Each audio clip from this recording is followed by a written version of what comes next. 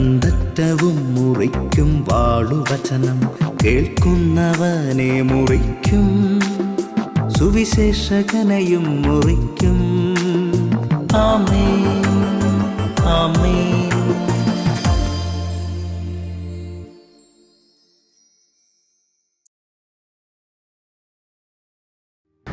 യേശുവിൻ്റെ നാമത്തിൽ അനുഗ്രഹവും സമാധാനവും.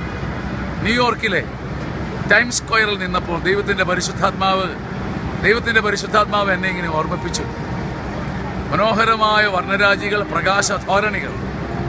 ഇതിൻ്റെ നടുമുറ്റത്ത് നിന്നപ്പോൾ ഒബാദിയായുടെ പുസ്തകം 1-ാം അധ്യായം 4-ാം വാക്യം കർത്താവ് എനിക്ക് ഓർമ്മിപ്പിച്ചു. നീ കഴുകനെ പോലെ ഉയർന്നു പറഞ്ഞാലും, നക്ഷത്രങ്ങൾക്കിടയിൽ പോയി കൂടുകെട്ടിയാലും. ഒബാദിയ 1:4. നീ കഴുകനെ പോലെ ഉയർന്നു പറന്നാലും, നക്ഷത്രങ്ങൾക്കിടയിൽ പോയി കൂടുകെട്ടിയാലും അവിടെ നിന്ന് നിന്നെ ഞാൻ താഴെ ഇറക്കും. പ്രിയപ്പെട്ട കുഞ്ഞെ, പ്രിയപ്പെട്ട സഹോദര, നീ ചെയ്യുന്ന പല പ്രവൃത്തികളും താറുമാറാകുന്നതിൻ്റെ ഒരു പ്രധാന കാരണം നീ ദൈവത്തിൽ ആശ്രയിക്കാത്തതാണ്.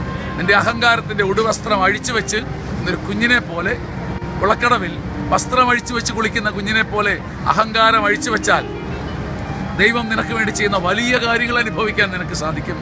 നീ കഴുകനെ പോലെ ഉയർന്നു പറഞ്ഞാലും, നക്ഷത്രങ്ങൾക്കിടയിൽ കൂടുകെട്ടിയാലും അവിടെ നിന്ന് ദൈവം താഴെ ഇറക്കും. ഒബാദിയ 1:4 ഓർത്ത് അനുതപിക്കാം, എളിമപ്പെടാം. Hallelujah, hallelujah, hallelujah. കർത്താവേ, നിന്റെ പരിശുദ്ധ മഹത്വത്താൽ ഈ ടൈംസ് സ്ക്വയറിൽ വെച്ച് പ്രാർത്ഥിക്കുമ്പം അഹങ്കാരമുള്ള, തലകുനിക്കാൻ മടിയുള്ള അനേകരുടെ മനസ്സിൽ ദൈവത്തിൻ്റെ പരിശുദ്ധാത്മാവ് വിനയവും സമാധാനവും അയക്കട്ടെ. നിന്നെ കർത്താവ് ഉടച്ചു വാർക്കട്ടെ, പുതിയൊരു അഭിഷേകം നൽകട്ടെ. നിന്റെ മേലെ കർത്താവ് ഒരു പുതിയ പ്രവൃത്തി ഇടട്ടെ. അത് കാണാൻ, അഹങ്കാരം അഴിച്ചു വയ്ക്കുമ്പോൾ ചെയ്യുന്ന ഒരു പ്രവൃത്തി കാണാൻ യേശു കർത്താവ് നിനക്ക് ഇടവരുത്തട്ടെ. ആമേൻ, ആമേൻ.